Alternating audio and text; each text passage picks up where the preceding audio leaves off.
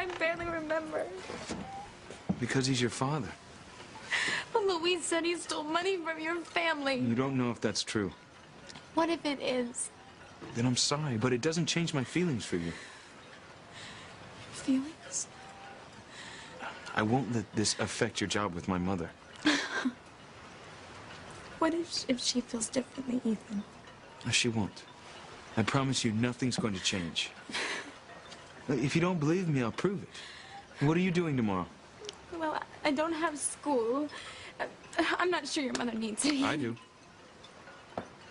What? I have a bear of a project I'll never finish if I don't have some help. And you were great with that legal brief a few weeks ago. So if you're up for it. I would love to help you, Ethan. Well, then it's a date. Tomorrow. Gosh, even if my father's guilty, you really don't hold it against me, do you? No. I don't know what to say. Thank you. Just bought you a sweater, Ethan. It looks like you found another way to keep yourself warm. Gwen, I didn't think I'd see you tonight. Obviously. Oh, God, I can imagine what this looks like, but it's not what it seems. Really? I ran into Teresa. She was pretty upset about something she heard today. Something... Something personal. I was just trying to make her feel better. Oh, and I'll bet you did. Wait, it's true, Gwen. Ethan's not explaining himself very well because he's a gentleman and he's trying to respect my privacy. It's not fair for you to be mad at him. Teresa, you don't have to do this. Yes, I do, Ethan. You have been so kind to me. The least I can do is try to make Gwen understand. No, Teresa, I have a very clear picture of what's going on here. No, you don't. Today, this thing I heard, it was about my father. Your father? I thought My father disappeared a long time ago, and none of us, including my mother, never knew what happened to him. Whether he was alive or dead. And today, I found out why he left us. He embezzled money from the place where he worked, Crane Industries. It's the first I've ever heard about it. Apparently, Ethan's grandfather discovered my father stealing, and when he called him in to discuss it,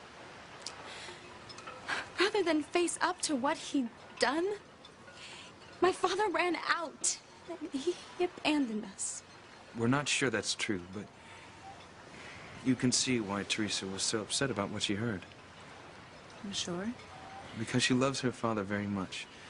And on top of that, she thought she was going to lose her job with my mother. I was just trying to reassure her she wouldn't. That's all you saw, Gwen. Ethan being nice to me because, well, because he's Ethan. Thanks for the endorsement, Teresa, but I think Gwen understands now.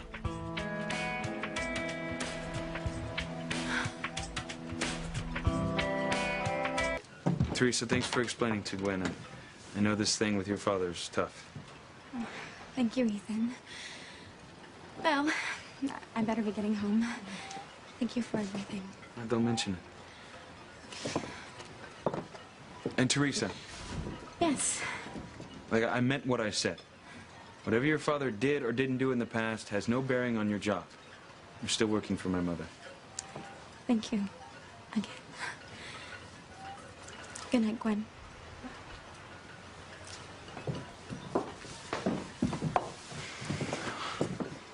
I'm glad we got that straightened out.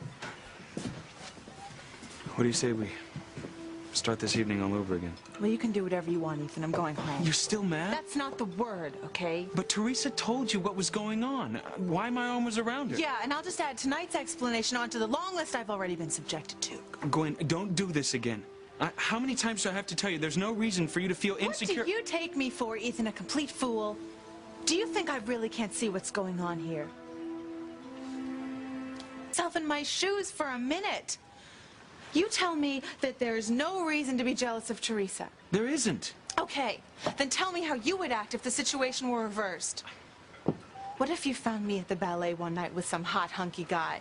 Well, I'd ask what you were doing with him and accept your explanation. Because I trust you, Gwen. Okay.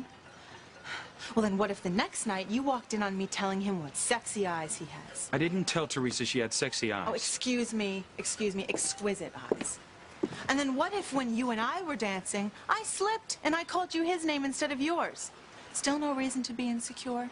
Because I could go on and on. There are at least 10 other times where I've caught you and Teresa in a compromising situation, including tonight, when you told me you were just going to stay home with a good book. I was going to buy a book. What do I have to do to get you to admit what's going on here, Ethan? Walk in on you and Teresa in bed making love?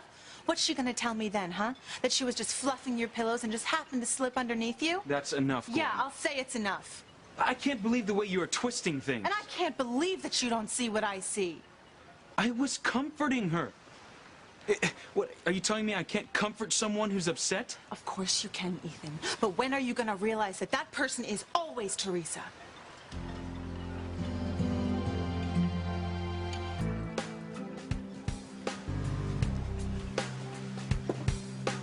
Gwen, I hate arguing with you. You think I don't? I can't stand this, Ethan. But every time I turn around, Teresa's there with you, with the man I love, and I can't stand it anymore. I'm sorry. And I don't like seeing you upset. I don't like it much myself. Gwen, I swear to you, there's nothing going on between me and Teresa. I love you. Nobody else. I want to believe that so much. Well, let me prove it to you. I'll take you away. We'll go to my family's lodge up by the lake.